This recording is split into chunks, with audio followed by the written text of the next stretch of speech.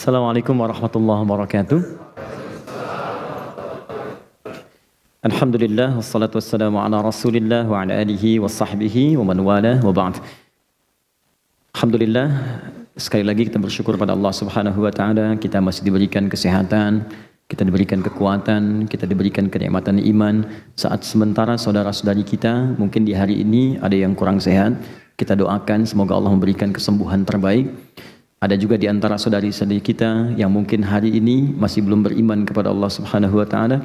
Kita doakan pula mudah-mudahan Allah memperkenankan dan menguatkan dirinya untuk beriman dan diwafatkan dalam keadaan husnul khatimah insyaallah.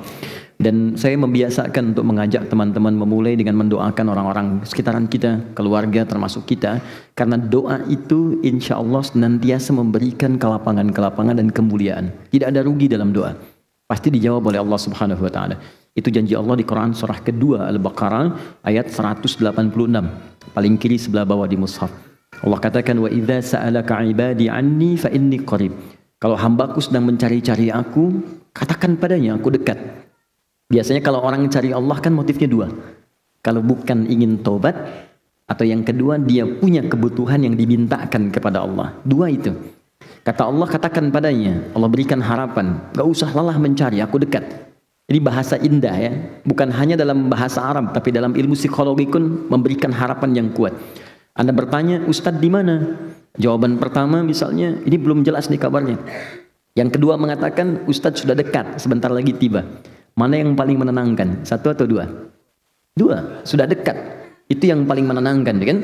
Nah karena itu, ketika Allah kemudian memberikan statement, aku dekat, gak usah dicari. Tapi yang paling menarik, diteruskan kepada motif hambanya. Perhatikan kalimatnya, wa idza sa'alaka 'ibadi 'anni fa inni qarib. Tidak berhenti sampai sini. Ujibu da'watad da'i idza da'an. Ketika mereka datang kepadaku memohon apapun, aku pasti akan kabulkan apa yang mereka minta. Sepanjang itu mengandung nilai kebaikan untuk dunia akhiratnya. Maka saya mohon kepada teman-teman sekalian, jangan sampai ada sehari kita tidak berdoa pada Allah Subhanahu wa taala. Ya, dan di antara doa itu minta yang belum beriman supaya diberikan oleh Allah kekuatan iman. Alhamdulillah kami di Bekasi dengan teman-teman membiasakan, dan hampir setiap pekan ada yang masuk Islam. Ada yang masuk Islam. Ada yang mantan preman, ada yang mantan pembunuh, ada yang mantan penjudi, ada yang biasa-biasa. Tapi kita bahagia gitu. Ya, beberapa waktu yang lalu datang ke Akhir Center itu satu pertanyaan, Ustadz, saya mantan pembunuh. Bisa nggak saya tobat? Saya katakan selamat. Allah sangat mencintai pelaku maksiat yang mau tobat dibandingkan orang soleh yang tidak pernah merasa salah. Lalu saya sampaikan Quran surah kedua di akhir ayat 222. Innallaha yuhibbut tawwabin. Allah cinta orang tobat. Dan Anda sekarang sedang dicintai oleh Allah. Saya pun belum tentu bisa mendapatkan status itu.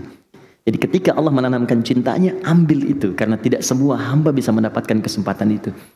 Maka dia terima tawaran kami itu, dia ambil kesempatan itu. Tiba kemudian beberapa hari, saya tidak tahu orangnya siapa, kemudian datang orang yang penuh dengan tato, wajahnya juga kelihatan tidak biasa, tapi tiba kemudian ada pancaran keindahan di wajahnya.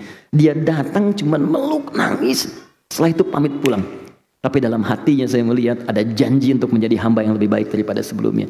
Setiap kita tidak pernah ada orang yang suci. Semua manusia pasti punya latar belakang yang pernah berbuat salah. Dan harapan itu dibuka oleh Allah untuk kembali menjadi baik. Adam itu manusia, Adam pernah salah. Dan Adam diberikan kesempatan berubah, Adam bertobat. Setan pernah salah, dan setan diberi kesempatan tobat, dia memilih untuk bertahan dalam kesalahannya. Jadi kalau Anda masih mengaku manusia, maka ciri kemanusiaan itu pasti melekat dalam diri kita. Teman-teman, kita teruskan bahasan kita. Mohon izin hari ini kita hanya punya kesempatan sampai jam 12. Jadi saya akan maksimalkan apa yang kita bisa bahas dalam kesempatan ini. Kita fokus pada pembahasan tentang sholat. Ya, mohon izin. Sekarang kita akan masuk pada bahasan ruku. Saya sudah bahas tentang makna sholat. Sudah bahas tentang manfaat-manfaat sholat. Sudah bahas tentang syarat-syarat dasar sholat yang mencakup aspek bacaan, gerakan, kemudian makna. Jadi kalau Anda ingin belajar ibadah kata Al-Quran, seperti saya sampaikan di pertemuan lalu, jangan cukupkan pada bacaan dan gerakan, tapi juga sampaikan itu pada pembahasan tentang maknanya untuk mendapatkan kenikmatan dalam ibadah dan kekhusyuan dalam pelaksanaannya. Banyak orang tidak khusyuk dalam sholat bukan karena tak mampu khusyuk. kata Al-Quran, karena dia tidak mengerti, tidak paham apa yang dibaca dan dilakukan dalam sholatnya. Bagaimana Anda bisa menikmati sholat kalau Anda nggak ngerti apa yang dibaca dan tidak paham apa yang dilakukan? Ya, karena itu kita akan teruskan pada pembahasan yang kedua. Satu, sudah kita selesaikan fase berdiri. Ya, fase berdiri sudah kita bahas. Kita masuk kepada bagian yang kedua sekarang, ruku. Ya. Nanti setelah itu kita akan turunkan bahasannya, mencakup tentang cara ruku, bagaimana caranya, bacaan ruku, apa yang dibaca dalam ruku, yang terakhir hikmahnya, maknanya, kenapa kita mesti ruku, apa yang bisa kita bawa dalam ruku itu, apa pesannya, apa inspirasinya, apa manfaatnya. Itu yang coba kita turunkan, dan puncaknya kita bawa spirit ruku ini dalam kehidupan sosial kita. Jelas sampai sini? Baik ya. Karena bagian pertama sudah selesai, maka nomor 1 saya hapus dulu. Ya, periodenya sudah selesai, tinggal masuk yang kedua, ruku. Baik, sudah siap? Nanti saya minta satu orang dari teman-teman yang ikhwan untuk bantu saya di sini, supaya saya bisa praktekkan seperti apa cara rukunya, seperti yang diinginkan oleh Al-Quran dan hadis-hadis Nabi Sallallahu Alaihi Wasallam. Oke, saya berikan pengantar dulu ya. Kita lihat Quran. Kita turunkan tentang ruku dalam Al-Quran dulu. Quran surah kedua ayat 43. Kemudian dikaitkan dengan salat Quran surah ke-22 ayat ke-77. Satu ayat terakhir. Kemudian manfaatnya, ini rahasianya. Tolong jangan diabaikan bagian ketiga ini, karena ini hal yang sering dilupakan oleh sementara teman-teman yang salat di kekinian. Di era sekarang. Di orang hanya mengejar cara dan bacaan. Yang penting saya sholat, yang penting ruku. Ya, padahal ada kesempatan di bagian yang ketiga. Allah berikan keutamaan dalam sholat yang tidak ditampilkan kecuali dalam posisi ruku dan sujud. Ya, kita lihat Quran surah ke-48 ayat 29. Ini rahasianya. Kalau Anda rukunya benar, maka Allah akan mengabulkan apapun yang Anda minta, yang paling istimewa yang Anda mohonkan. Jadi kalau surga, surga yang paling istimewa. Kalau dunia, dunia yang paling istimewa. Kalau alam kubur yang paling istimewa. Jadi janjinya begini, yang paling istimewa saja aku kabulkan, apalagi yang biasa. Jelas ya? Oke. Jadi poinnya. Kemudian hadisnya, penjabarannya hadis riwayat Al-Bukhari.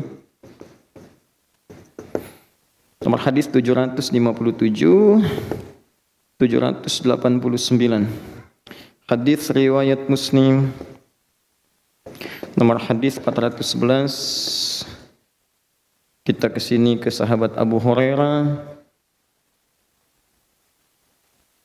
Kita kesini ke sahabat Abu Humaid As-Sa'di. Sama juga dengan yang ini dan tambahannya plus sahabat Anas bin Malik.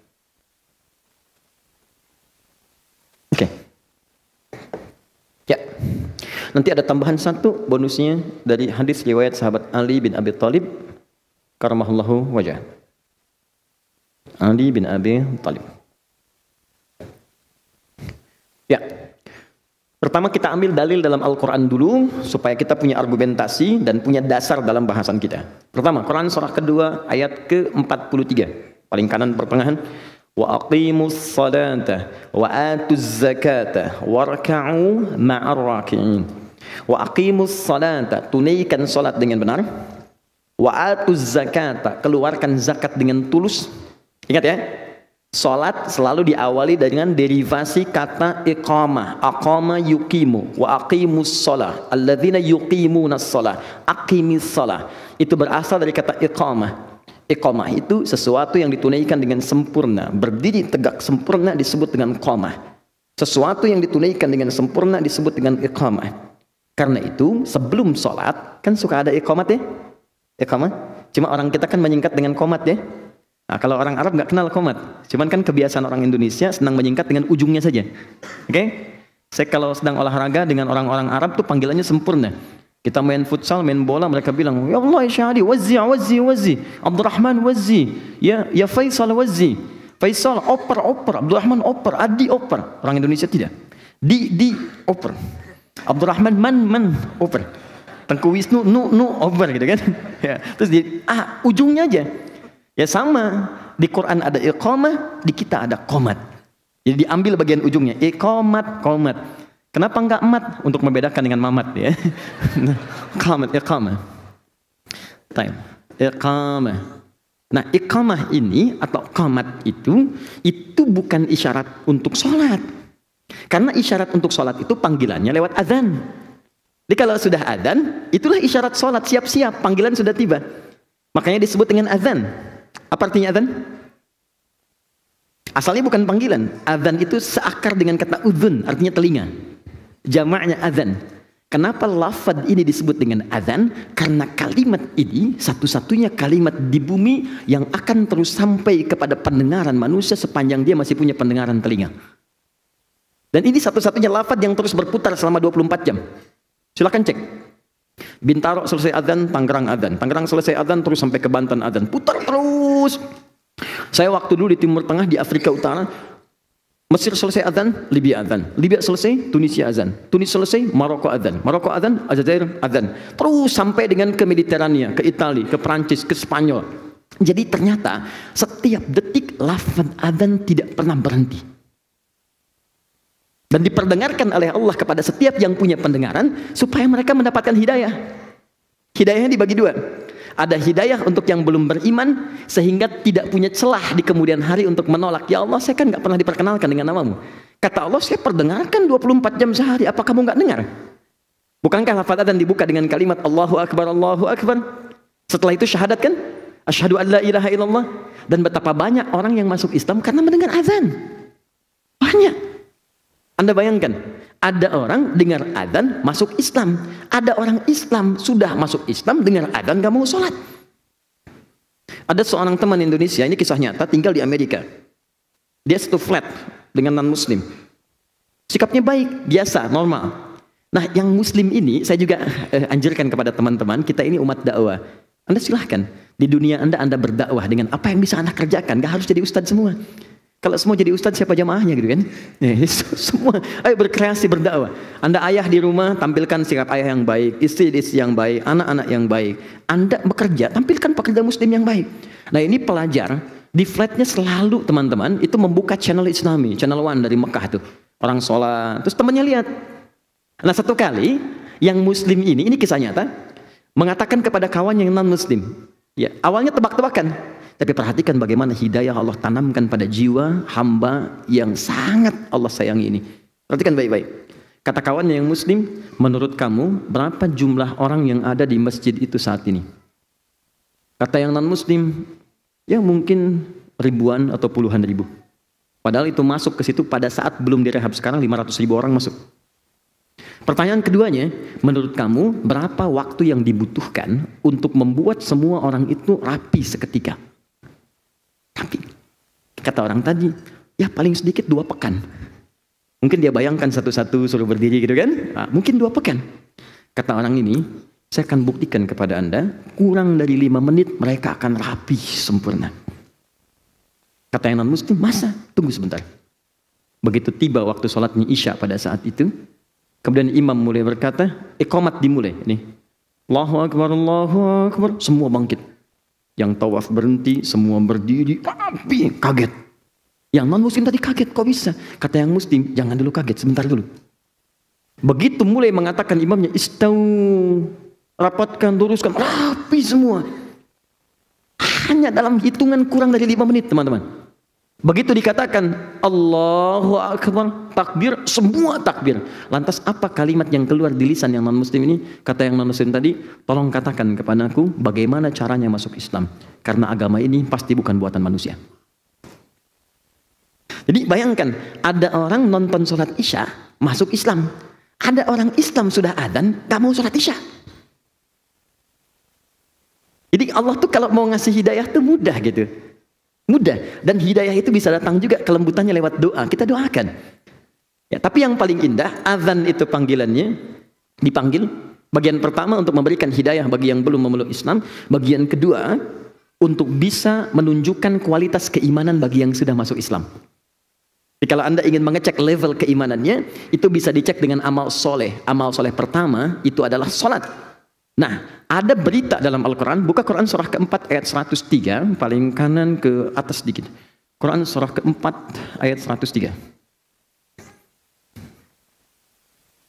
فَإِذَا قَضَيْتُمُ الصَّلَاةَ فَاذْكُرُوا اللَّهَ قِيَامًا وَقُعُودًا وَعَلَى جُنُوبِكُمْ فَإِذَا اطْمَأْنَنْتُمْ فَأَقِيمُوا الصَّلَاةَ. Lihat ujung ayatnya.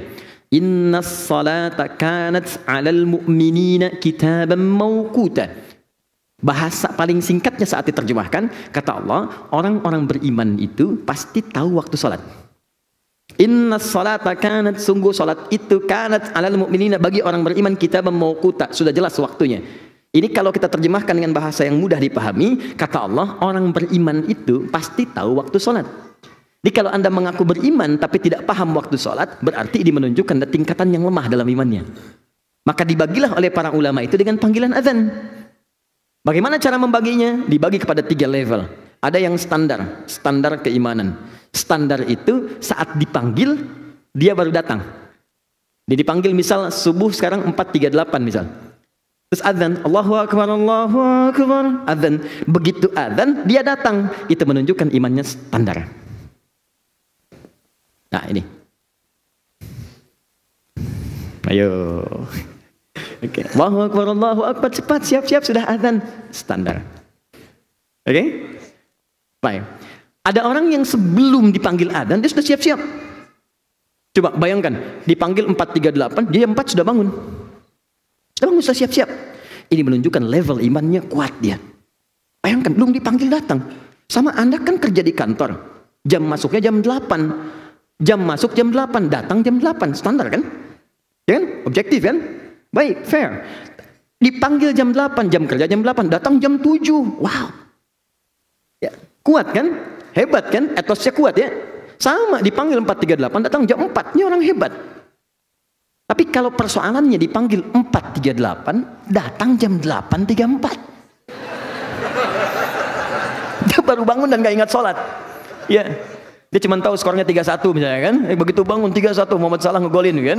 Nah, tapi maaf, untuk urusan sholat dia tidak paham. Ini menunjukkan imannya lemah.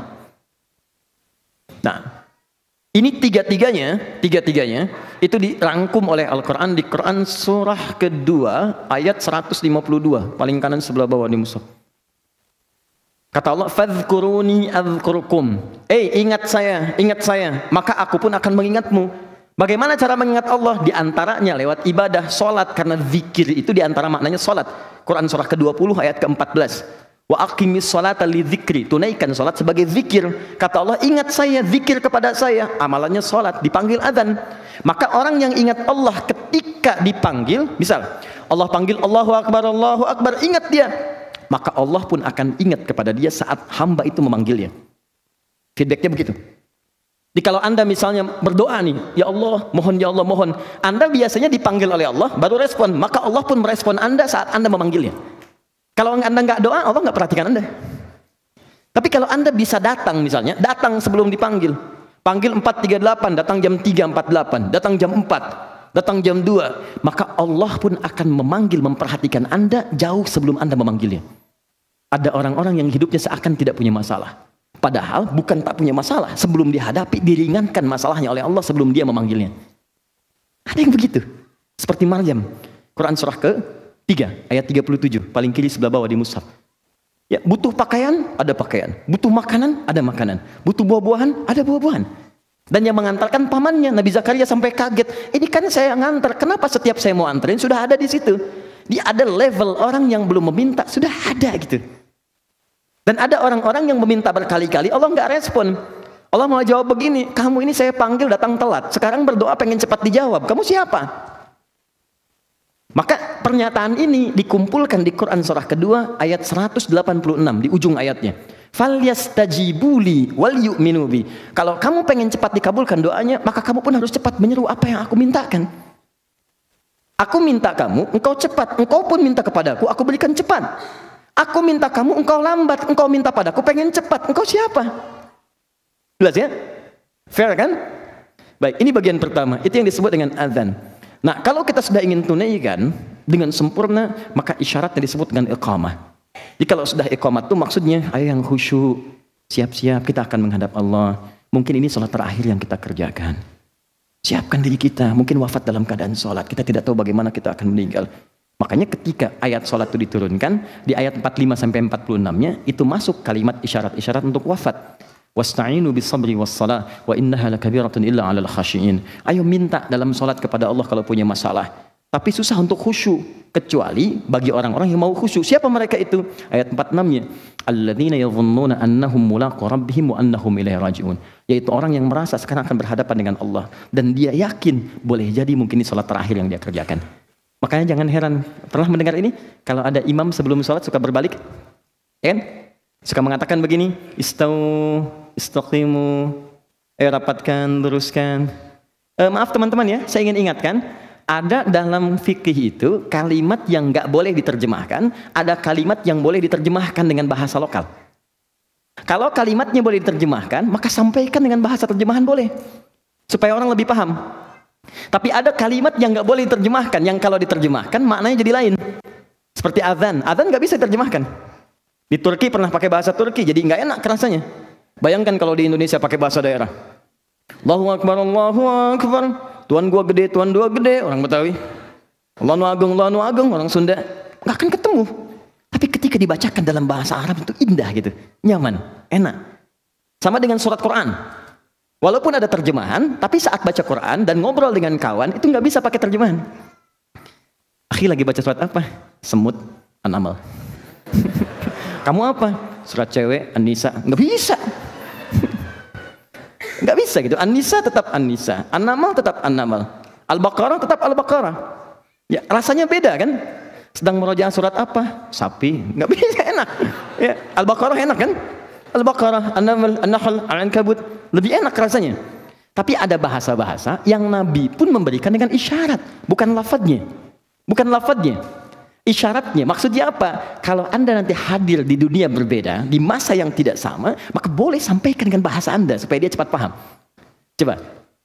Dengan bahasa pertama, istaqimu, fala takhtalifu, fakhtalafat qulubukum, waddi'u, ij'alu salatakum salatan muwadda'. Bagi orang Arab mungkin terasa, tapi bagi orang Indonesia bagaimana? Sudah tahu, bukan? Tidak. Coba yang kedua, mohon dirapatkan, luruskan, jadikan ini sholat mungkin sholat terakhir kita. Kita akan berhadapan dengan Allah dan mungkin kita akan diwafatkan dalam sholat ini. Enak, nyaman gitu. Jadi begitu terasa nyaman, itulah kemudian setelah itu disampaikan itu lewat iqamat. Allahu Akbar, siap-siap. Jelas sampai sini? Oke. Nah, teman-teman, selalu kata salat ini disandingkan dengan iman dibukanya. Alladzina yu'minuna bil ghaib wa yuqimunas sempurna. Kalau zakat dengan kalimat ita, wa atuz zakah. Ita itu artinya tulus. Tulus, Ibu Ita, ibu yang tulus, ya. Tulus, berikan dengan tulus. Kalau zakat keluarkan dengan tulus, jangan pamrih. Itu kan cuma titipan, yang punya Allah bukan kamu. Kenapa kamu bisa merasa memiliki? Jelas ya? Nah, kemudian tunaikan dengan sempurna. Di dalam kesempurnaan itu ada kaitan dengan ruku. Perhatikan. Kembali ke Al-Baqarah 43. Wa aqimus shalah, tunaikan salat dengan sempurna. Wa atuz zakah, keluarkan zakat dengan tulus. Jangan pamrih. Tapi tidak berhenti ayatnya sampai situ. Padahal Allah bisa cukupkan. Salat selesai, zakat selesai. Tapi tiba-tiba ayatnya berbunyi warka'u ma'ar raki'in. Ruku'lah secara sempurna bersama orang-orang yang ruku'nya sempurna. Dalam kaidah ilmu balaghah ada yang disebut dengan am wal khas, khusus dan umum. Kalau ada sesuatu dari satu pekerjaan kemudian dikhususkan di pekerjaan itu dengan satu pekerjaan yang khusus sifatnya, maka ini menunjukkan ada keistimewaan di dalamnya. Saya tanya begini untuk paling mudah dipahami. Dalam salat ada ruku tidak? Ada berdiri tidak? Sebetulnya kan Allah cukup mengatakan wa aqimus shalah, tunaikan salat dengan sempurna. Bukankah itu mencakup ruku? Mencakup sujud? Ya kan? Semua kan? Tapi ketika Allah mengkhususkan ruku di akhirnya, warka'u ma'ar raki'in, dan ruku'lah dengan sempurna seperti orang-orang yang ruku sebelummu, ini menunjukkan ada keistimewaan dalam ruku sehingga dia disendirikan dari gerakan-gerakan salat yang lainnya. Paham? Nah, kalau cara berpikir bisa dipahami, kita akan bertanya, Ustadz, apa keistimewaan ruku itu dibandingkan dengan yang lain? Ya, berdiri ada keistimewaannya. Sujud ada keistimewaannya. Duduk di antara dua sujud istimewa. Tapi kenapa ruku disendirikan di sini? Apa keistimewaan yang disebutkan dalam Al-Quran? Maka kita turunkan ke ayat selanjutnya. Pertama, ini penegasannya dulu. Quran surah 22 ayat 77. Oke? Ya ayyuhalladzina amanu. Kus. Hai orang-orang yang telah menyatakan beriman kepada Rabbmu. Beriman kepada Allah. Perhatikan kalimatnya. Pertama diminta sujud. Usjudu. Sujud. Kemudian ruku. Warka'u. Kemudian wa'budu rabbakum. Sembah Rabbmu. Waf'alul khaira. Berbuat baik. La'allakum tuflihun. Perhatikan baik-baik. Di sini Allah menyebutkan keutamaan ruku. Di sini menyandingkan ruku dengan kalimat wa'budu rabbakum. Wa'budu. Di sini ada ruku, kemudian ada sujud. Setelah itu wa'budu rabbakum. U'bud. Agak pelan-pelan saya terangkan supaya mudah dipahami. Wa'budu. Fokus. Ruku, sujud, sembah Rabbmu, u'budu. Nah, kalimat u'budu ini, teman-teman, tidak pernah disebutkan dalam Al-Quran kecuali di antara maknanya bermakna sholat. Buka Quran surah ke-20 ayat ke-14. Innani anallahu, kata Allah, saya Allah. La ilaha illa ana. Enggak ada Tuhan yang wajib disembah dan dipertuhankan kecuali saya. Fa'budni, fa'budni, sembah saya. Fa'budni, u'bud. Nih. Kalau bentuknya jamak, u'budu ini. Fa'budu. U'bud itu tunggal. Fa'budu itu jamak bentuknya. Karena itu ketika kita menyembahnya, kita katakan di pertemuan lalu, iyyaka na'budu. Masih ingat? Iyyaka na'budu. Nah, kalimat iyyaka na'budu bukankah diucapkan dalam salat? Ya, karena itu setiap ada kalimat u'budu, u'budu, u'budu, u'budni, itu makna pertamanya salat. Lihat sini, apa korelasinya dengan ruku? Seakan-akan Allah ingin menegaskan di ayat yang ini. Lihat baik-baik, kalau yang ini rukulah bersama orang-orang yang ruku, tunaikan ruku secara sempurna. Kalau yang ini, hei, ada yang penting dalam ruku ketika engkau tunaikan salat itu. Jelas? Tunaikan ruku dengan baik, sujud dengan baik, dan tunaikan salat dengan sempurna menyembah Rabbmu ketika engkau beribadah kepada Rabbmu. Ada isyarat di ayat yang kedua ini ketika mempertemukan, menyandingkan ruku dengan kalimat ibadah. Seakan-akan Allah ingin katakan begini, rahasianya, hei, saat ruku, dekatkan dirimu dengan Rabbu, pasrahkan untuk menyembah Allah saja, bukan pada yang lain. Kenapa isyarat ayat ini muncul? Ini kisahnya. Dulu, orang Romawi, orang Persia, kalau ingin menghormati rajanya, maka di antara kebiasaan mereka yang Romawi, dia akan ikatkan tangannya begini, kemudian dia ruku begini. Jelas? Ini adalah simbol kepatuhan, ketaatan, dan juga dikultuskan sebagai penyembahan kepada rajanya, ruku mereka. Ada di antara mereka yang sampai sujud. Nah, lihat misalnya kayak ada film-film kolosal yang zaman dulu itu, kan suka ada gerakan-gerakan demikian, kan? Begini, kemudian ruku seperti ini, ya, membungkuk, ada juga yang sampai sujud. Allah turunkan ayat di sini, Allah katakan ruku dan sujud hanya untuk disampaikan kepada Allah saja. Di ketika Anda pengen ruku, bukan sekedar ruku, bukan formalitas ruku. Kalau cuma ruku, jangankan Anda, yang non muslim pun bisa ruku. Yang Romawi sudah ruku, yang Persia sudah sujud, anak-anak kecil juga bisa. Yang saya inginkan di ruku itu adalah kepasrahanmu saat ruku dan engkau sedang berhadapan denganku. Hadirkan kepasrahan luar biasa, hadirkan penyembahan yang mutlak seakan-akan kau merasa berhadapan denganku. Di rahasia pertama diminta kita ruku, warka'u ma'arakin, Al-Baqarah 43. Rahasia yang kedua, saat kamu ruku, jangan sembarang ruku. Kamu mesti beda dengan yang Romawi. Mesti lain dari yang Persia, mesti lain dengan yang anak-anak kecil. Saat ruku itu, hadirkan kepasrahan penyembahan kepada Rabbmu. Karena itu kalimatnya berbunyi, wa'budu rabbakum. Setelah ruku, sujud, wa'budu rabbakum. Itulah diantara perbuatan yang terbaik. Waf'alul khaira, la'allakum tuflihun. Kerjakan yang baik, sholat yang baik, ruku yang baik, sedekah dan sebagainya. Tapi yang paling mulia ketika engkau bisa ruku dengan hebat dan pasrah kepada Allah. Paham? 3. Paham? Alhamdulillah. Sekarang kita tanya, ya Allah, kalau saya bisa ruku seperti itu, saya pasrah, saya menyembah dengan baik, apa yang saya dapatkan? Awas, ini nggak main-main ya. Saat ayat ini turun, itu pernah Nabi rukunya sepanjang berdirinya. Berdirinya Nabi itu dalam rakaat pertama itu paling minimal itu 100 ayat Al-Baqarah ukurannya. Oke. Ahli surga ya, ahli surga dijamin surga, akhlak yang mulia, dipuji oleh Al-Quran. Disebutkan dalam Al-Bukhari nomor hadis 2008, paling kanan sebelah bawah di kitabnya, dari Sayyidah Aisyah. Ya, di ketika 3 orang sahabat, Abdullah bin Mas'ud radhiyallahu taala anhu, kemudian ada Hudzaifah al-Yamani radhiyallahu taala anhu, dan Ubay bin Ka'ab radhiyallahu taala anhu, ja'u ila Sayyidati Aisyah, datang kepada Sayyidah Aisyah, bertanya tentang sifat salat Nabi sallallahu alaihi wasallam.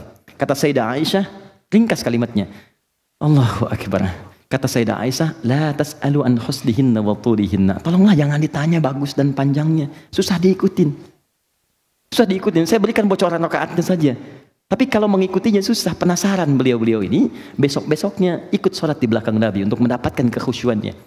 Jadi kata para ulama, boleh sholat tahajud berjamaah kalau ingin mendapatkan nilai kekhusyuan dari imam yang mungkin baik, atau mengajarkan misalnya jamaah atau anak bagaimana pentingnya tahajud. Tentang mengajarkan ini ada di hadis riwayat Abu Daud nomor hadis 1369, riwayat sahabat Ibnu Abbas radhiyallahu taala anhu.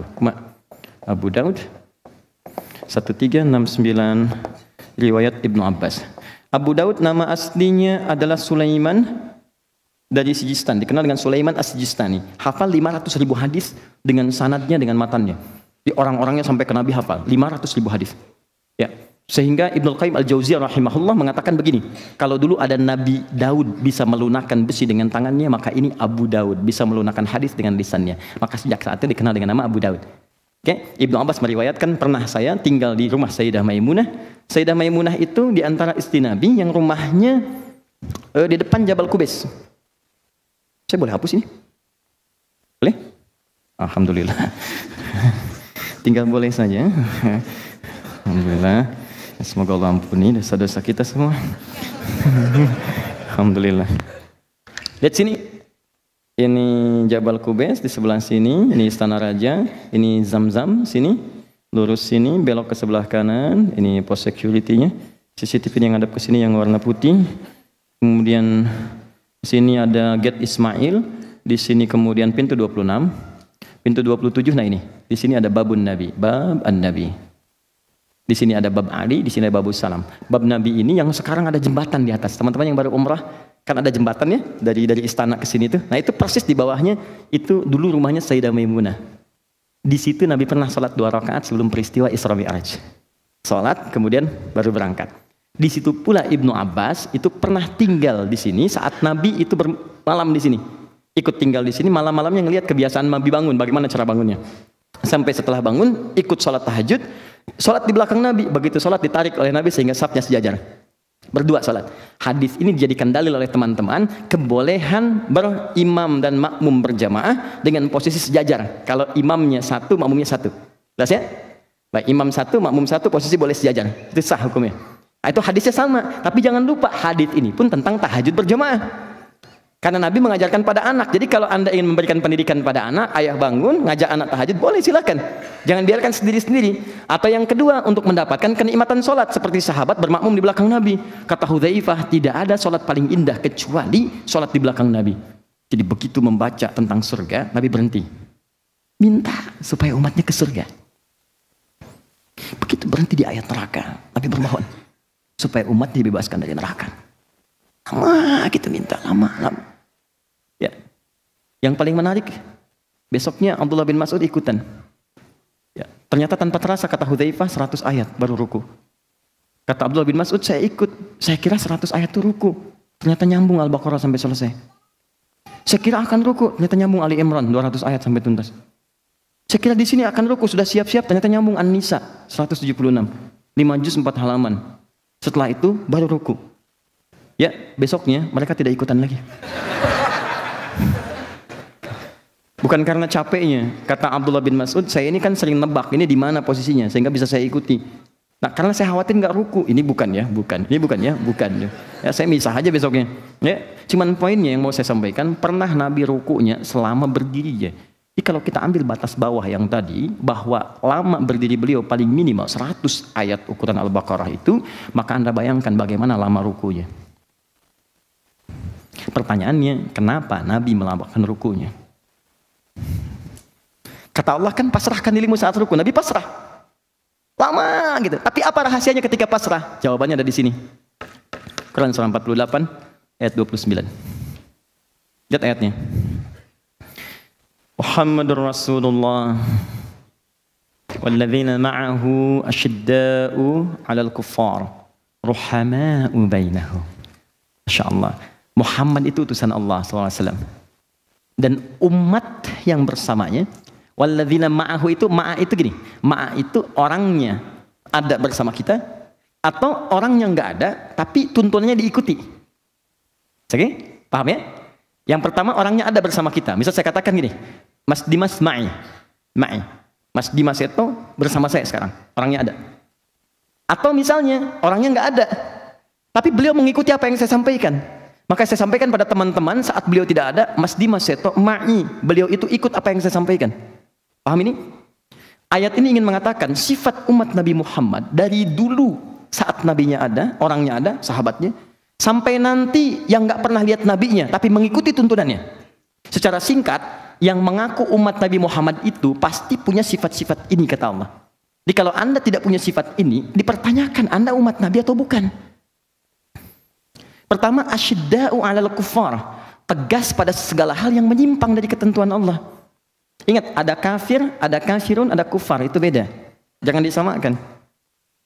Ingat, kalau ada, maaf ya, kafar, kafir, kufar, beda. Kafar, kafir, kufar. Kalau kafar, itu perbuatan.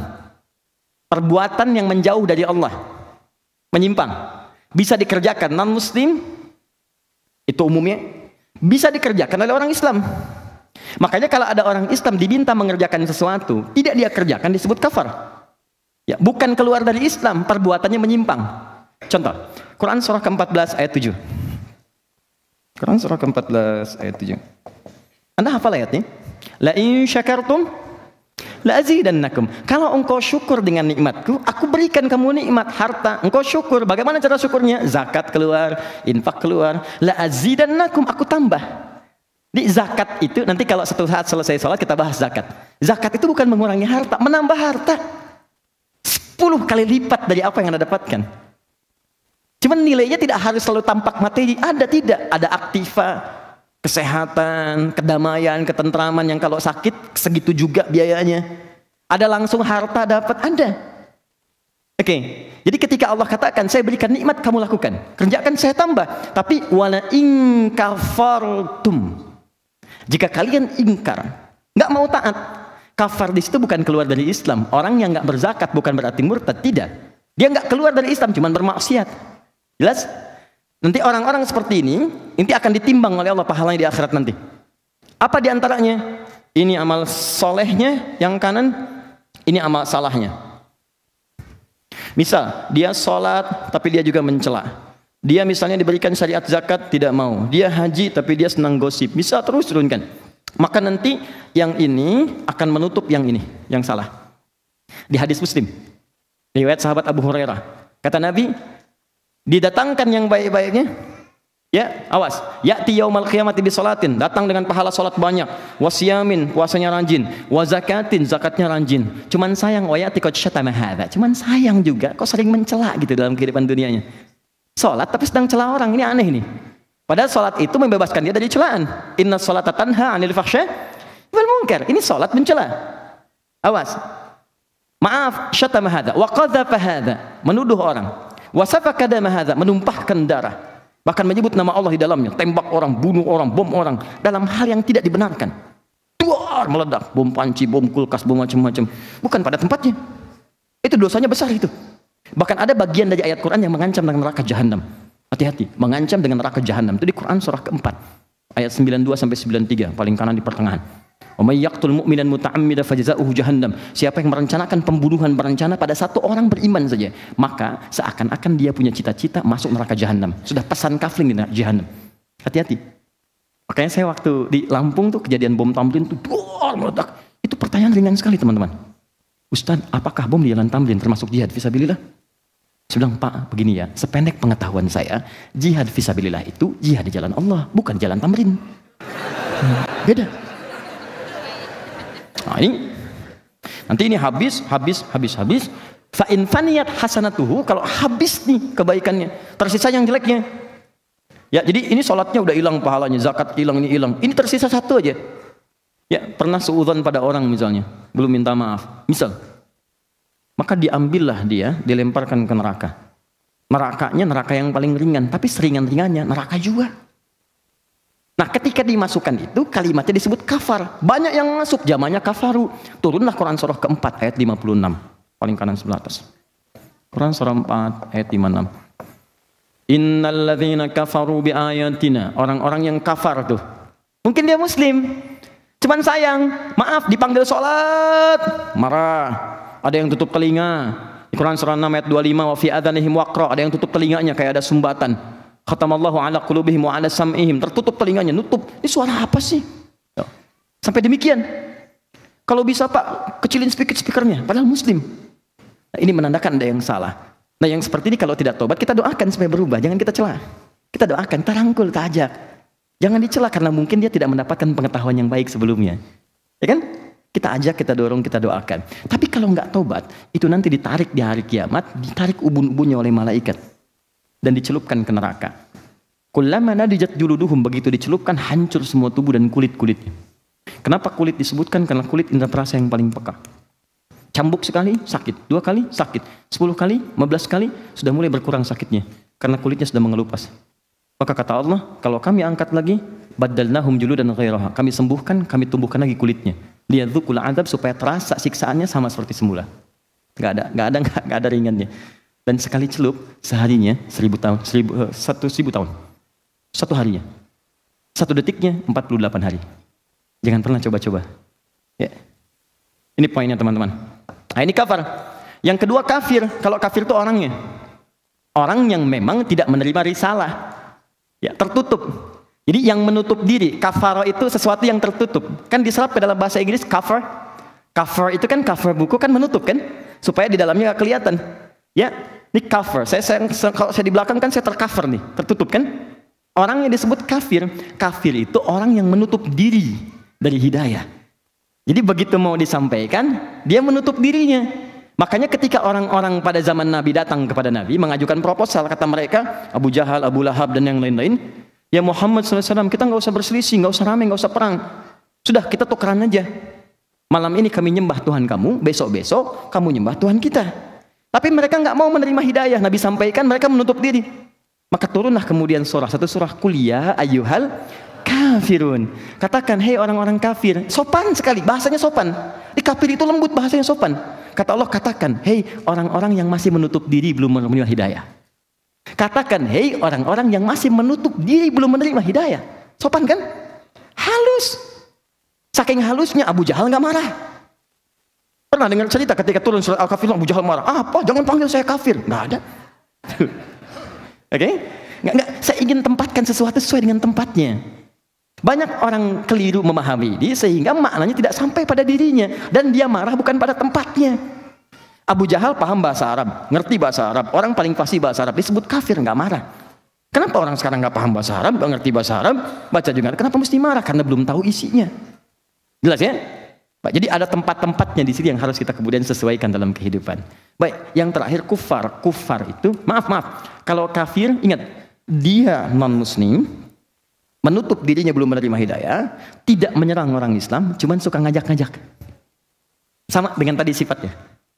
Saya kasih sedikit ya, saya kasih rahasia. Ini diantara kita ya. Oke. Fokus. Jika di Quran disebutkan satu kisah, tapi tidak spesifik orangnya, kapan kejadiannya, maka peristiwa itu akan terjadi lagi di masa depan dengan tokoh-tokoh dan suasana yang berbeda.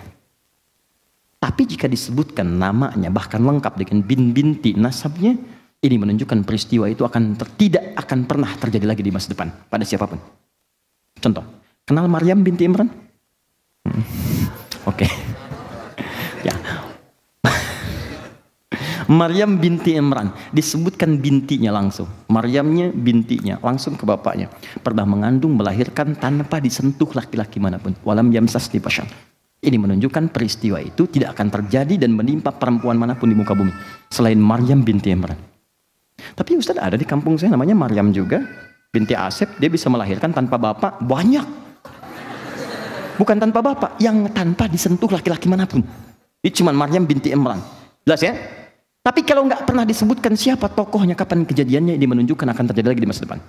Oke, fokus. Ketika Allah mengatakan kuliah ayyuhal kafirun, disebut nggak orangnya? Tidak. Kapan kejadian disebut? Tidak. Ini menunjukkan akan terjadi di masa depan, non-muslim tidak maksa, tidak nyerang kepada orang Islam, biasa, cuman suka ngajak-ngajak. Polanya bisa beda. Mungkin dengan makanan, mungkin dengan obat-obatan, mungkin dengan bantuan. Ada yang seperti itu? Ada. Dan kalau ada nggak usah marah, sampaikan. Misal Anda ada car free day misalnya kan, car-nya free tapi yang lainnya tidak. Datang orang yang mengatakan, ayo Pak, baca ini, misalnya ayo ikut Pak, Anda akan selamat gini. Dengarkan aja dulu. Maaf Pak, Bapak terlambat. Sebelum Bapak sudah ada Pak, dulu 15 abad yang lalu. Namanya Abu Jahal, Abu Lahab, ngajak-ngajak juga. Turunlah surah Al-Kafirun. Maknanya begini Pak, makna kafirun itu orang masih menutup diri. Kita nggak usah saling memaksa. Kalau Bapak ingin ikut ke Islam, itu lebih bagus. Tapi kalaupun misalnya Bapak tidak mau, ya kami tidak memaksa. Silahkan renungkan dulu, mudah-mudahan Bapak dapat hidayah. Berbalik tuh situasinya. Lihat ya, dan nggak usah marah gitu. Kita sikapi dengan elegan, sesuai dengan makamnya. Makanya penting kita mengkaji Al-Quran untuk mendapatkan itu. Tapi kalau kufar itu maknanya dua. Bisa perbuatan, atau orangnya yang memang ditujukan langsung untuk menyerang Islam. Atau orang Islam. Ya. Bebas, silahkan. Silahkan. Nggak apa-apa, bonus buat antum. Ya silahkan. Asal jangan menghapus yang tidak ingin saya hapus. Nggak apa-apa, silahkan. Ya, nggak apa-apa lah. Silahkan. Silakan. Sehat-sehat ya. Baik, alhamdulillah. Alhamdulillah. Ini sahabat saya. Mudah-mudahan kita ke surga sama-sama ya. Dengan keluarganya juga. Baik. Dan tidak cukup dengan amin, ayo berusaha. Oke. Jadi kufar, itu bisa pekerjaan, bisa orang, aktivitas, pemikiran macam-macam yang sifatnya memang sudah menyerang Islam, bisa menjelek-jelekan tentang Islam, atau menyerang orang Islamnya, menganiaya dan sebagainya misalnya. Maka yang seperti itu yang disebut dengan tegas, asyidda, tegas. Tegas itu tidak harus keras, sesuai dengan levelnya. Kalau menyerang lewat tulisan, ya dibalas dengan tulisan lagi, dengan yang lebih baik. Ya kan? Kalau lewat pemikiran, ya berpikir lagi. Jangan orang nulis dibalas dengan senjata, ya salah. Tidak tepat ya. Lihat kadarnya. Nah kemudian yang kedua, saya agak cepat. Orang yang menginvasi, misalnya yang menyerang, mendolimi dan sebagainya, maka dibela. Tunaikan haknya sesuai dengan hukum yang berlakunya. Sampaikan proses misalnya di rahimnya ada satu hal misalnya pembantaian, pembunuhan. Kita kemudian membela. Dengan apa? Sampaikan ke dunia internasional. Terapkan hukum-hukum. Ayo, makanya mesti kuat. Orang Islam mesti kuat gitu. Negaranya mesti kuat. Kalau tidak ya bagaimana kita bisa memberikan aspirasi ke depannya? Jelas ya? Nah, dan itu pun akan sangat bermanfaat dalam kehidupan. Tidak pernah ada orang Islam tinggal di negara manapun kecuali memberikan kontribusi pada negaranya. Saya kemarin kedatangan utusan dari Bea Cukai. Datang. Kepala-kepalanya, maaf bukan kepalanya aja maksudnya, di top manajemennya datang. Ya, pelaksana seniornya, kita duduk diskusi. Saya bilang, Pak, saya senang Anda datang. Dan silahkan, apa yang bisa saya bantu, kita susun. Dan ini adalah di antara bakti saya kepada bangsa. Jadi kalau baik, bangsa terbawa baik. Ini pengabdian saya pada bangsa. Jadi nggak akan pernah berpisah Islam dengan kemakmuran bangsa. Jadi teman-teman juga demikian. Ini poinnya. Sudah, kita kembalikan ke ruku karena waktu kita terbatas. Nah setelah itu, tiba-tiba begini. Muhammadur Rasulullah walladzina ma'ahu asyidda'u 'alal kufar ruhama'u bainahum, sayang dengan sesamanya. Baik sifatnya. Dia jangan terbalik. Kepada yang keras disayang-sayang, kepada teman sendiri kemudian penuh perselisihan. Ini saya tuh bingung sih, kenapa sih karena urusan dunia jadi ribut gitu. Tuh sampai kaget anak nangis. Kenapa? Gitu. Ya saya nggak apa-apa ya, sabar ya. Maafkan papa. Teman-teman lihat baik-baik. Ini kan karena urusan dunia, hubungan persaudaraan jadi pecah, keluarga jadi berantakan dan sebagainya. Untuk Apa yang didapatkan gitu? Dan menariknya sesama muslim juga untuk apa? Jadi ini poin pertamanya, tolong diingat baik-baik. Kadang-kadang yang paling aneh itu, kata Nabi, orang yang belajar itu imannya menguat, pengetahuannya meningkat, dan akhlaknya itu juga baik, lebih sayang kepada yang lain. Jadi kadang saya bingung, ikut ngaji tapi setelah itu juga senang mencaci. Ikut ngaji tapi setelah itu senang berselisih. Antum ngaji apa? Antum coba bayangkan gitu kan. Kalau Anda belajar dengan pelajaran itu membuat Anda malah jauh dari Allah, pasti ada yang salah. Dan kita perbaiki, bukan saling menjelekkan, tidak. Kita perbaiki pelan-pelan, kita duduk gitu. Saya tuh mengharapkan, saya pernah katakan pada teman-teman termasuk yang datang ke Bekasi, akhi, kenapa kita nggak kumpul sesama ustadz? Kenapa kita dapatkan ada yang ribut begini? Kenapa nggak duduk sama-sama? Duduk kita bareng. Dengan kita duduk aja, itu umat tuh tenang gitu. Terus kita terangkan dengan terbuka. Yang mau belajar ini, kita punya database-nya. Ingin belajar tafsir, ke si fulan. Belajar hadis, ke Ustadz fulan. Kalau ada perbedaan, ini ya sebabnya. Saya memandang begini, dalilnya ini. Ustadz ini memandang begini, dalilnya begini. Ustadz Khalid begini, dalilnya gini. Ustadz Adi begini, Ustadz Abdul Somad begini. Itu enak. Dibandingkan Anda datang dan mengatakan, ini salah, ini keliru, ini begini. Kenapa kita tidak duduk sama-sama? Kan indah. Itu poinnya teman-teman. Kan fair kan, jelas kan? Ya. Nah, kaitan dengan ruku sujudnya, dua sifat ini tegas pada yang salah, dan baik dalam hubungan-hubungan yang mulia, itu hanya didapatkan pada satu amalan. Apa itu? Tarahum ruk'a sujadan. Mereka lihat, engkau lihat, mereka itu ruku dan sujudnya sempurna. Jadi ternyata ada korelasi, ada kaitan antara ruku dengan sifat-sifat tadi yang disebutkan. Ruku itu bisa melahirkan kemuliaan akhlak. Kalau akhlaknya sudah baik, teruskan ayatnya.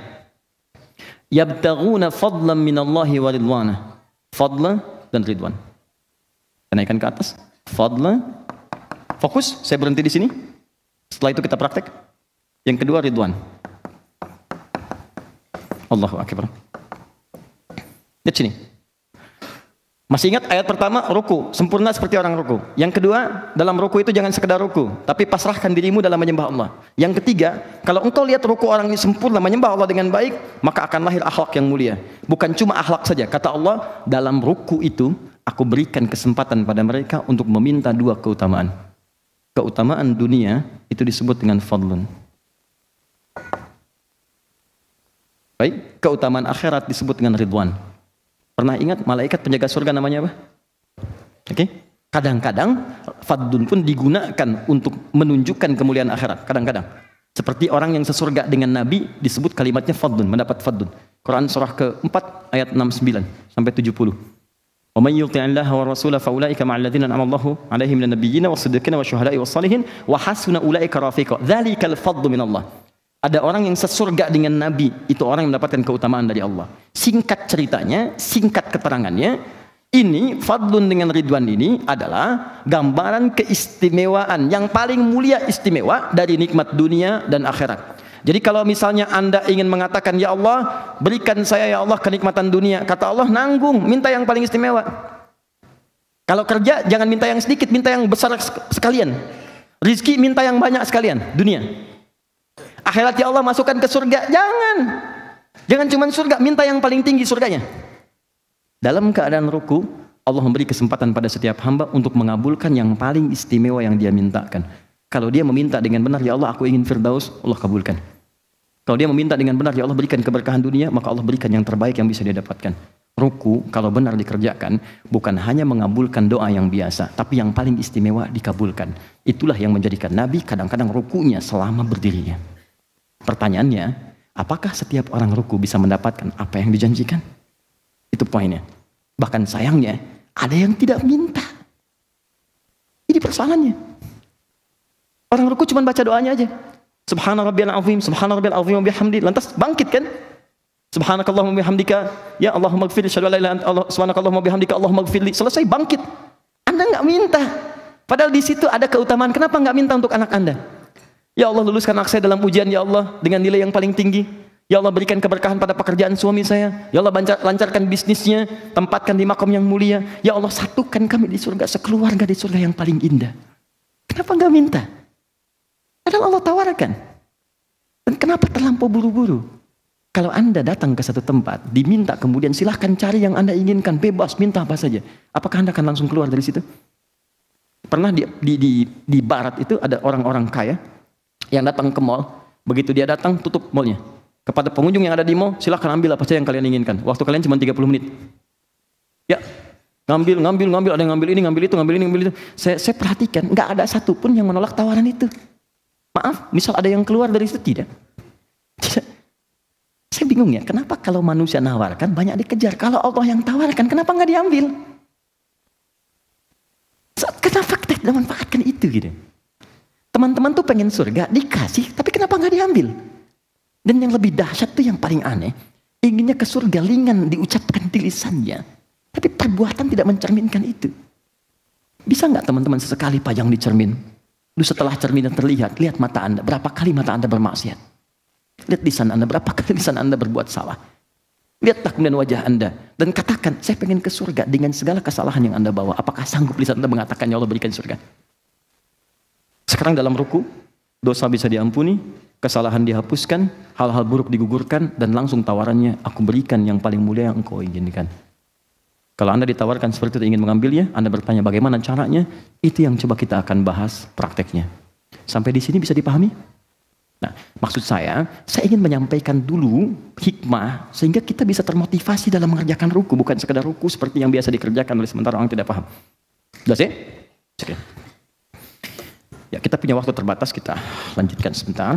Ruku. Kita masuk kemudian ke hadisnya Al-Bukhari nomor hadis 757. Riwayat sahabat Abu Hurairah, nama aslinya Abdurrahman, sebelumnya adalah Abdul Uzza, masuk Islam berubah nama jadi Abdurrahman bin Sakhar. Mengisahkan tentang sahabat bernama Khalid bin Rafi Az-Zuraiqi. Oke, fokus. Falyarka fala taqum min ruku'ika hatta tatma'inna raki'an.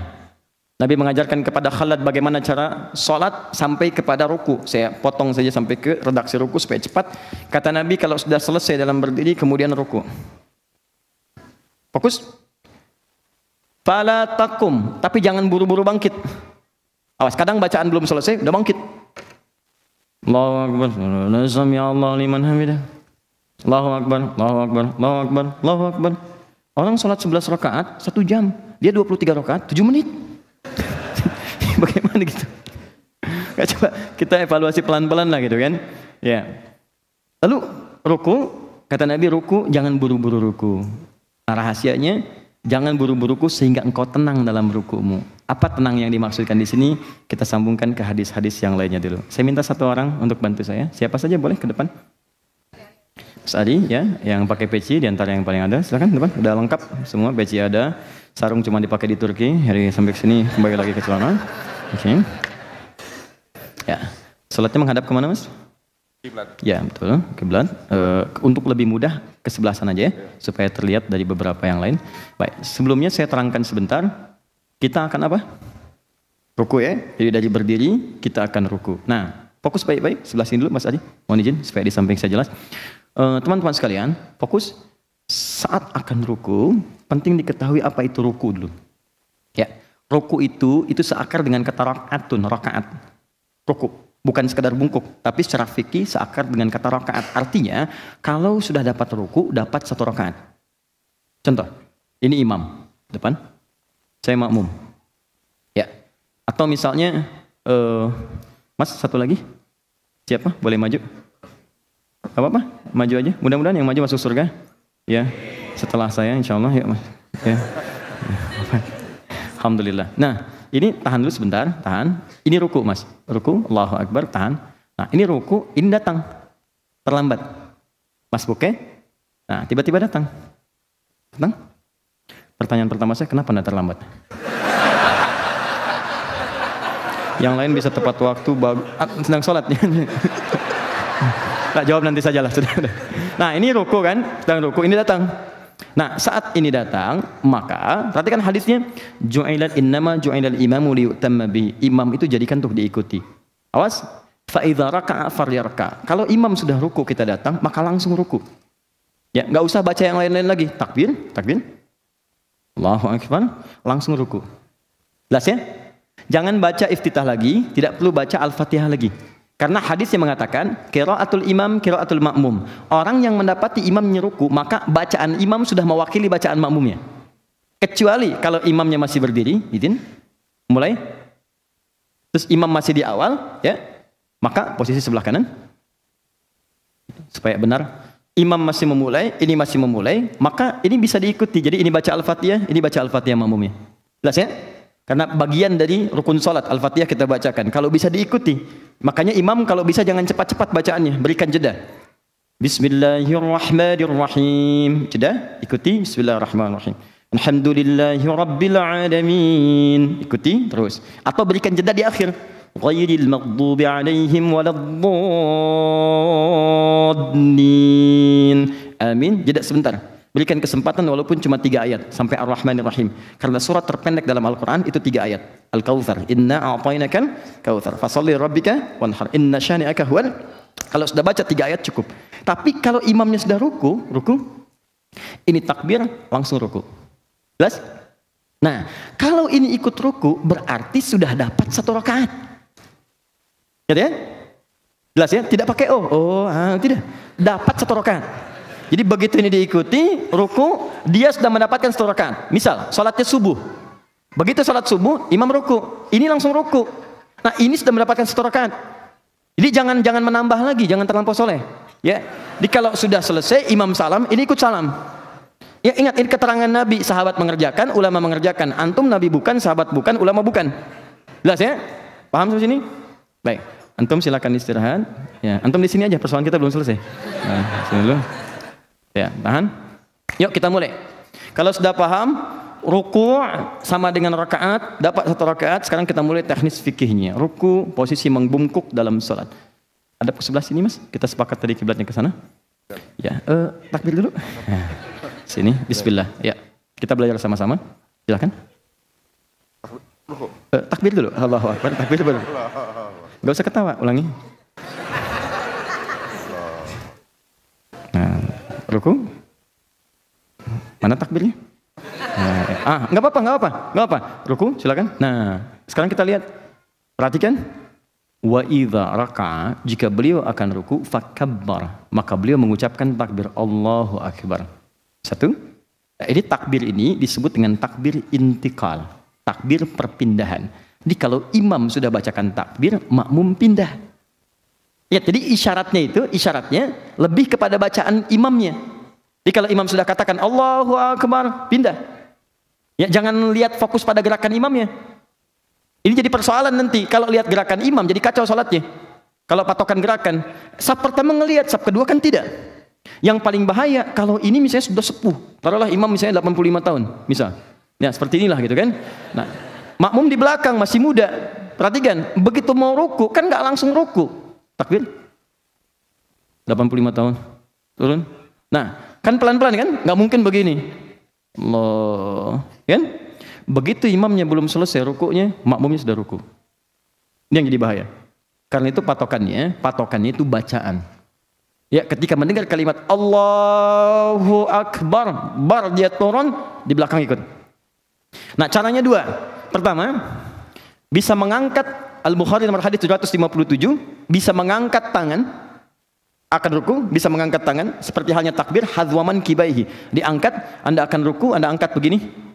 Ya, jadi begini posisi akan ruku. Allahu Akbar, angkat. Mengangkat ini boleh sejajar dengan bahu di sini. Boleh sejajar dengan daun telinga di sini, an-nasai. Ya, di sini. Boleh di sini, boleh di sini. Mana yang paling nyaman? Jelas ya? Disilahkan Anda bisa mengangkat tangan, Allahu Akbar, atau tangan tidak diangkat pun tidak ada masalah. Yang penting takbirnya keluar kalimatnya. Jelas ya? Tapi yang paling umum, riwayat-riwayat yang paling banyak itu dengan mengangkat tangan. Ya, sehingga para ulama lebih kemudian memprioritaskan mengangkat tangan dibandingkan yang mursal, irsal begini. Jelas ya? Baik. Allahu Akbar, ruku. Anda ke sini, Mas. Nah.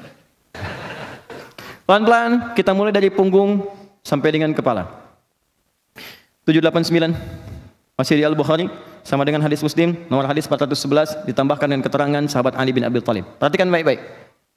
Saat Nabi ruku itu, perhatikan kalimatnya supaya lebih mudah saya gunakan bahasa Indonesia, maka punggungnya sejajar lurus sampai dengan bagian kepalanya. Lurus.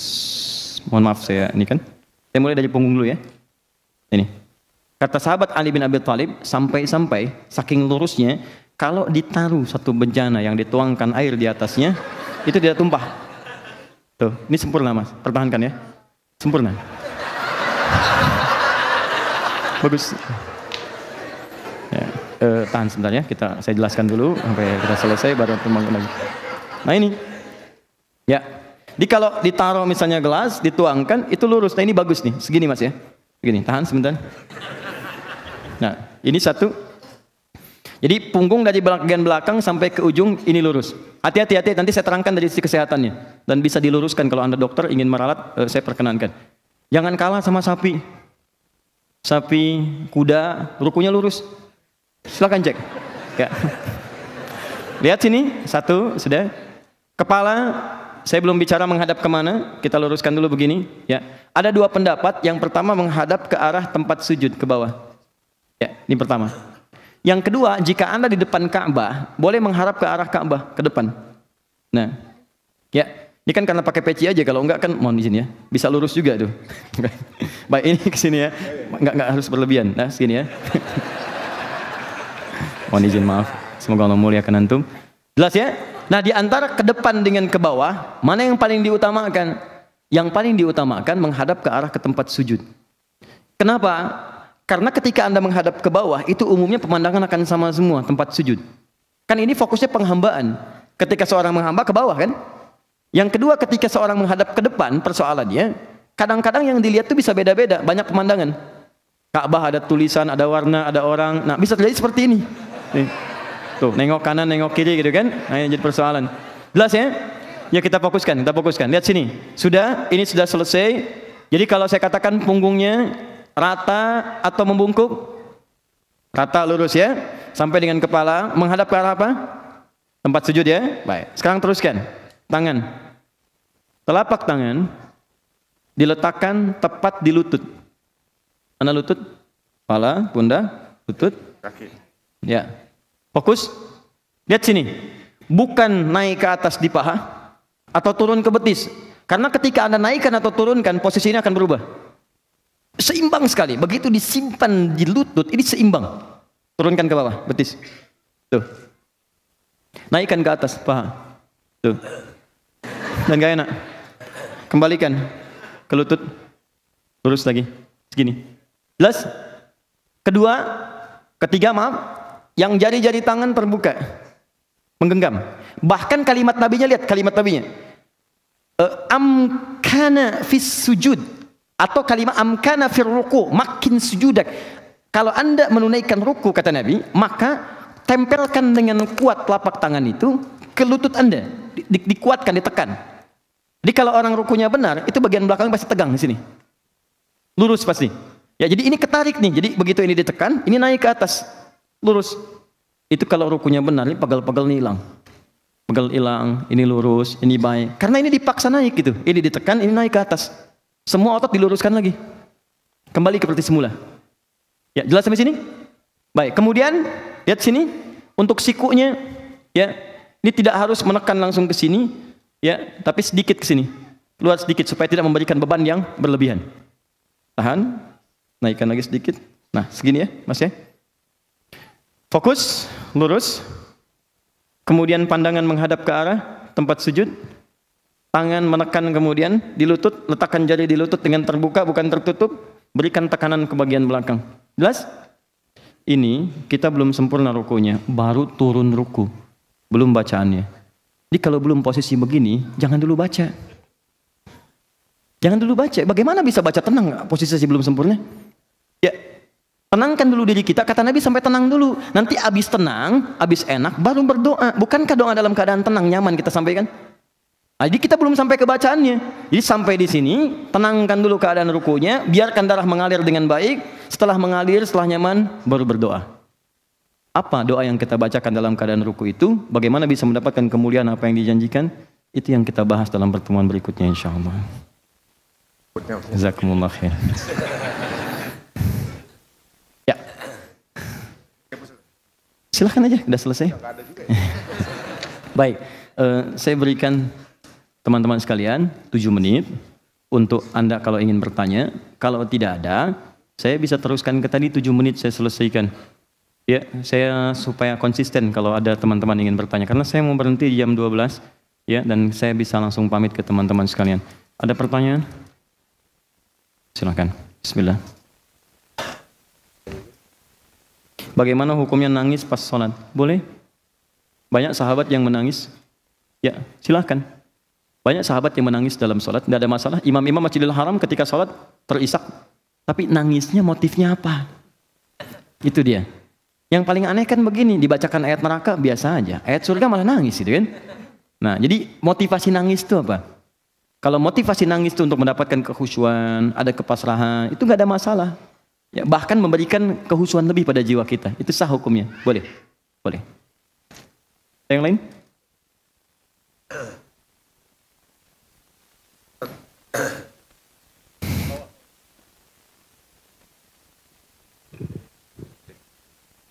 Cek.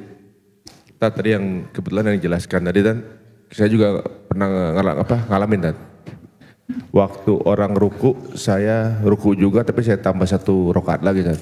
Ya. Itu sah nggak, Tad? Kalau tidak tahu dianggap sah salatnya. Kalau tidak tahu dianggap sah salatnya. Apa dalilnya? Buka Quran surah kedua Al-Baqarah ayat 143, paling kiri di pertengahan. Ya, wa ma kana Allahu liyudhi'a imanakum.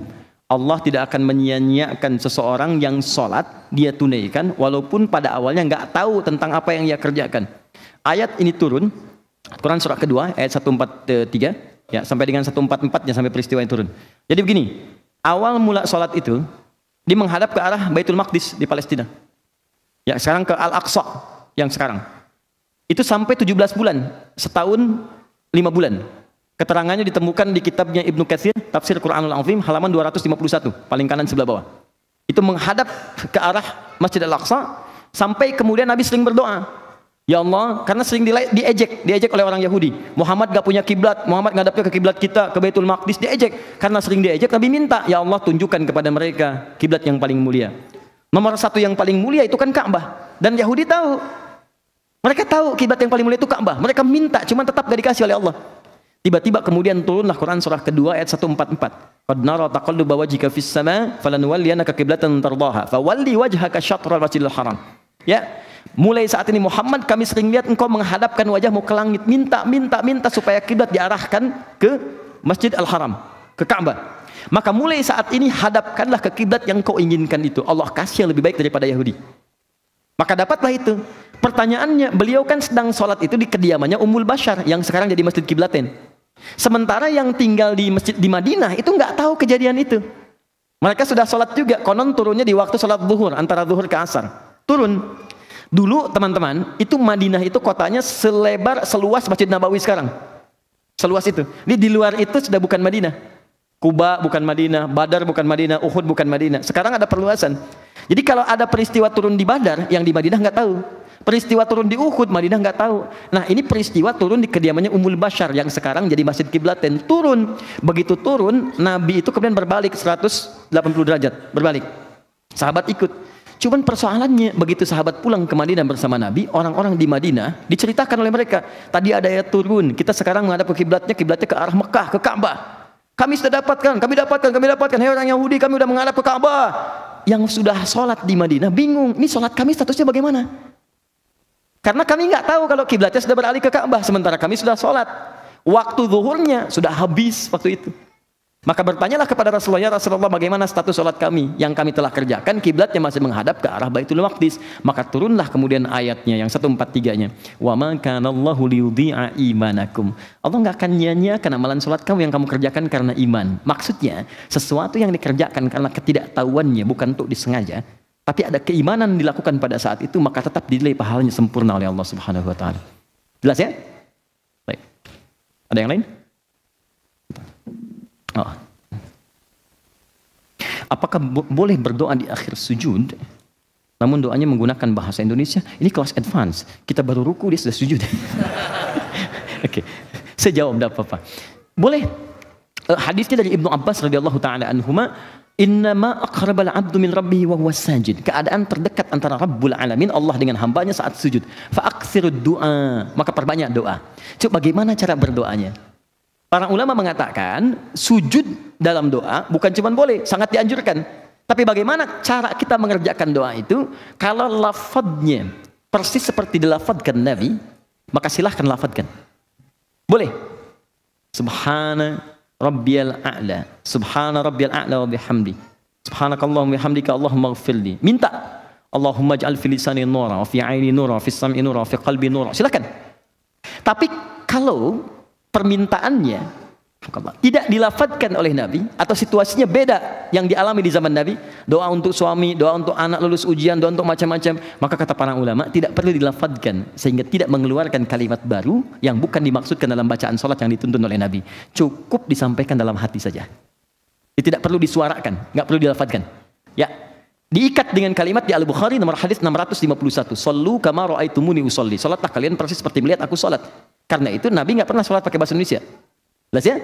Atau bahasa-bahasa lokal yang lainnya. Ini cukup ucapkan kalimat-kalimatnya, lalu setelah itu baru di hati kita hadirkan apa yang ingin kita mintakan. Nanti saat masuk sujud saya bahas dengan detail. Jelas ya? Teman-teman, kenapa ini saya hentikan dulu bacaan? Karena saya tidak biasa menerangkan cuman sekedar ini doanya begini. Itu ada makna semuanya. Di Subhana Rabbiyal Azim wa bihamdi, kenapa pakai azim? Kenapa pakai subhan? Kenapa pakai wa bihamdi? Itu kuncinya, kalau benar bacakan itu, maka dapatlah karunia yang lainnya. Kalau saya terangkan itu bisa 1 jam 2 jam lagi ke depan. Dan nanti paling gak enak kalau dipotong pada hal-hal yang belum sempurna. Jelas ya?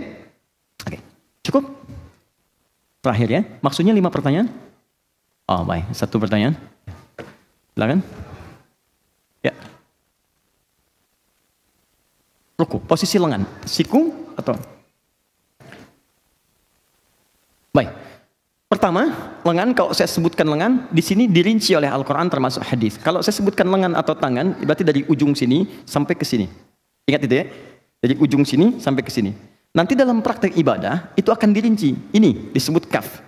Saat bertakbir, maka telapak kaf bertemu dengan punggung. Begini. Ini disebut dengan rusgun, boleh begini. Ini disebut dengan sa'id, boleh ke sini. Tapi tidak boleh sampai ke siku. Siku disebut mirfak, jamannya marafik. Kalau wudu sampai ke mirfak, marafik. Dari sini waghsilu wujuhakum wa aydiyakum ilal marafik. Quran surah 5 ayat 6. Kalau kamu wudu, basuh tanganmu dari jari sampai ke siku. Jadi dari sini ke sini, bukan siku ke bawah. Nah, jadi yang disebut dengan lengan nanti dari sini sampai ke sini. Sekarang kita turunkan saat tadi ruku, posisinya bagaimana? Untuk jari terbuka di lutut begini.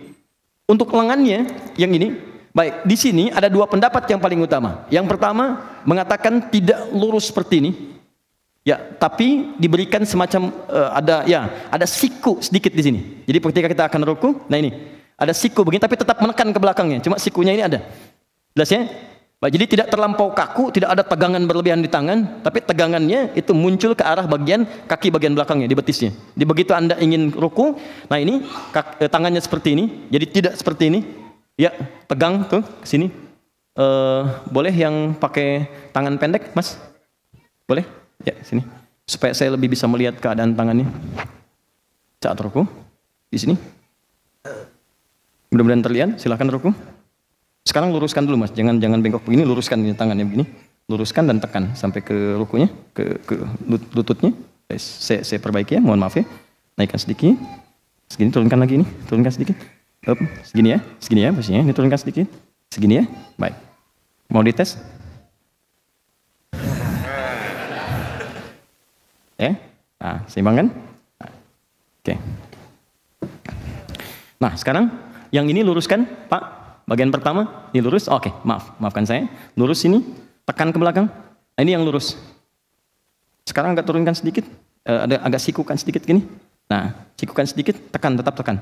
Nah ini bagian yang pertama. Ya. Yang kedua, tetap ini diluruskan. Luruskan, tapi tekan ke belakangnya. Nah, ini bagian keduanya. Naikkan sedikit ini. Gini. Ya. Nah, mana di antara 2 ini yang paling benar? Kata para ulama yang paling nyaman saja. Karena Nabi itu mengisyaratkan cuma 2. Yang pertama, buka jemarinya. Ini. Kemudian yang kedua, tekan lututnya. Jadi sepanjang jemarinya terbuka dan mengangkat lututnya, apakah posisi ini kemudian lurus ataupun kemudian siku, itu tidak ada masalah. Dan ulama tidak ada khilaf di sini. Sekira itu Pak ya. Allah Ta'ala a'lam bissawab. Jazakumullah khair. Cukup ya? Baik, teman-teman, apa yang kita pelajari, saya harapkan insya Allah kita amalkan dalam kehidupan kita. Jangan itu mengendap dalam bentuk pelajaran, dituliskan kemudian hilang seketika. Saya tidak menginginkan itu. Ya, kalau Anda ingin seperti itu, Anda tidak usah mencari saya, cari guru lain untuk mengajarkan. Yang kedua, saya mohon Anda saling mendoakan satu dengan yang lain. Ajak teman-teman yang lain, doakan. Kalau kurang itu biasa, nggak ada yang sempurna. Cuma malaikat yang diciptakan sempurna, kita pasti berbuat salah. Ya, ajak yang lain. Ketiga, tolong jangan berselisih. Ya, jangan kemudian menghadirkan hal-hal yang bisa menghadirkan konflik dan sebagainya. Ini saya perhatikan, saya sedih sekali. Ya, ada yang kemudian saling bunuh, ada yang kemudian saling cela, ada yang kemudian persaudaraan terputus. Untuk apa gitu? Apa hanya karena pilpres yang cuma seketika saja kemudian silaturahim itu terputus? Tidak. Ya, kita hargai setiap orang punya pilihan masing-masing, tapi tetap kita kemudian hadirkan ukhuwah kebersamaan dan mudah-mudahan semuanya masuk surga insya Allah. Ya, baik. Saya kira itu yang saya sampaikan dan saya terbuka kalau Anda ingin ada masukan, silahkan sampaikan pada saya dan saya dengan senang hati akan menangisi apa yang kurang yang mungkin pernah saya lakukan. Ya, saya mohon maaf karena saya tidak diingatkan oleh teman-teman untuk membawakan silabus. Ya, tapi itu sudah jadi, insya Allah saya siapkan. Kalau mushaf sudah diambil, mushaf at-taisir sudah diambil, sudah ya. Nanti silahkan di-arrange saja masing-masing. Kalau kurang sampaikan saja. Nanti coba kita siapkan kembali. Ya, pertemuan berikutnya mushafnya dibawa. Nanti saya ajarkan sedikit-sedikit cara menghafal Quran dengan cepat insya Allah. Ya, kemudian yang kedua, insya Allah di bagian berikutnya kita lebih banyak mendalami untuk praktikal bacaan itu. Nanti saya coba buatkan sinopsis apa yang kita pelajari supaya nanti teman-teman bisa jadi panduan dan bisa dipelajari kembali setelah kita selesai sesinya. Saya kira itu ya. Baik. Allahumma taqabbal minna innaka antas samiul alim wa tub alaina innaka antat tawwabur rahim. Allahumma salli wa sallim wa barik ala nabiyyikal karim rasulikal mustafa al amin sayyidina Muhammadin wa ala alihi wa sahbihi ajma'in. Allahumma rabbana la tad'a lana fi maqamina hadza wa fi kulli maqamin dhanban illa ghafarta.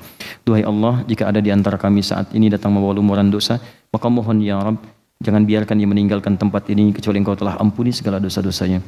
Allahumma wala hamman illa farajta, jika ada di antara kami datang membawa kegelisahan, jangan biarkan dia meninggalkan tempat ini kecuali Engkau telah tenangkan keadaan hatinya. Allahumma wala asiran illa yassarta, jika ada yang datang ke tempat ini membawa kesulitan dalam hidupnya, di rumah tangganya, pekerjaannya, kehidupan sosialnya, mohon jangan biarkan dia meninggalkan tempat ini kecuali Engkau telah ringankan beban kehidupannya, Engkau mudahkan segala urusannya. Allahumma la maridhan illa syafaita, duhai Allah, jika ada di antara kami, keluarga kami, kerabat kami yang tengah Engkau uji dengan penyakit seberat apapun, dengan ketulusan amalnya maka mohon angkat dan sembuhkan segala penyakitnya. Allahumma hdina ya Allah wa alif qulubana wa wahidna fi suffika ya arhamar rahimin. Ya Allah, berikan kami petunjuk yang dengan petunjuk itu kami istiqamah dalam beribadah kepadamu. Satukan kami dalam cinta-cinta dan kebaikan, jauhkan kami dari sifat-sifat yang tidak Engkau sukai. Ya Allah, bimbing kami supaya lebih dekat denganmu di keluarga kami, kerabat kami. Mohon satukan kami ya Allah di dunia dan akrabkan kami saat di akhirat. Allahumma alhiqna bis salihin ma'al ladzina amta 'alaihim minan nabiyyin was-siddiqina wasyuhada'i was-salihin wa hasuna ulaika rafiqa. Ya Allah, kami merindukan pertemuan dengan Rasulullah Nabi Muhammad sallallahu alaihi wasallam.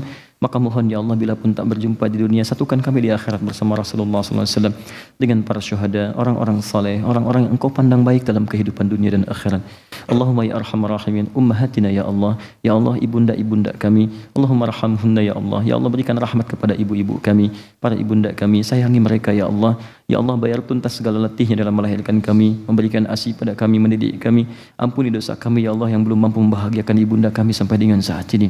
Allahumma aba'ana ya Allah, ayah-ayah kami ya Allah yang mereka bekerja keras untuk kesuksesan kami, ampuni dosa-dosa kami yang belum mampu membahagiakan ayah kami ya Allah. Tubna ilaika ya arhamar rahimin min kullil ma'asi, kami mohon ampun dari setiap maksiat yang kami kerjakan ya arhamar rahimin. Allahumma abna'ana ya Allah, anak-anak kami yang Kau titipkan kepada kami, ampuni dosa-dosa kami yang membuat mereka bermaksiat kepadamu ya Allah. Ampuni karena kesibukan kami, kelalaian kami tidak mampu mendekatkan mereka beribadah kepadamu ya arhamar rahimin. Allahumma la tab'ad anna, ya Allah jangan menjauh dari kami, qaribna ila ridhak, dekatkan kami dengan ridhamu ya arhamar rahimin, di pekerjaan kami, di aktivitas kami, dan bimbing kami untuk selalu dekat dalam rahmatmu ya arhamar rahimin. Allahumma rabbana atina fid dunya hasanah fil akhirati hasanah wa qina adzabannar, tawaffana muslimin husnul khatimah. Ya Allah, berikan segala kebaikan dunia, kemuliaan akhirat, jauhkan kami dari ancaman neraka dan wafatkan kami dalam keadaan husnul khatimah.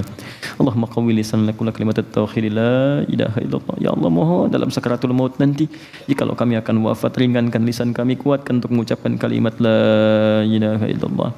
Wajib lana ya Allah bi kalimatika ya ayyatuhan nafsul mutmainnah irji'i ila rabbika radiyatan mardiyah fadkhuli fi ibadihi wadkhuli jannati.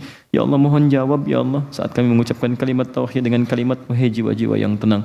Hei jiwa-jiwa yang tenang, cepat pulang. Aku sudah merindukanmu. Aku ridha dengan amalmu, engkau pun akan ridha dengan pemberianku. Engkau jadi hambaku dan aku siapkan surga untukmu. Allahumma bifadlika subhana rabbika rabbil izzati amma yasifun. Wassalamun alal mursalin. Wa akhiru da'wana anilhamdulillahi rabbil alamin. Demikian teman-teman, maafkan saya dan semoga Allah menerima apa yang telah kita kerjakan. Terima kasih, berjumpa dalam kesempatan yang lain. Saya mohon maaf, saya tidak tahu apakah bulan Mei nanti saya bisa mengajar sesinya atau tidak, karena itu sesi saya akan melahirkan di awal Mei. Jadi mungkin nanti saya kalau tidak sempat datang, saya coba berikan materi-materinya untuk dipelajari, sehingga pelajaran tetap berlangsung insya Allah. Kalau saya sempat datang nanti, mudah-mudahan kita bisa meneruskan dan mudah-mudahan Allah memberikan ridho kepada kita semua. Dan terakhir, nanti saya titipkan materi khusus kurikulum Nabi saat Ramadan. Jadi apa yang Nabi kerjakan saat Ramadan, nanti saya titipkan, teman-teman nanti bisa sebarkan, nanti teman-teman tinggal bikin peta ke Ramadan, fokus pada amalan-amalan itu saja yang pernah dicontohkan. Saya kira itu. Assalamualaikum warahmatullahi wabarakatuh.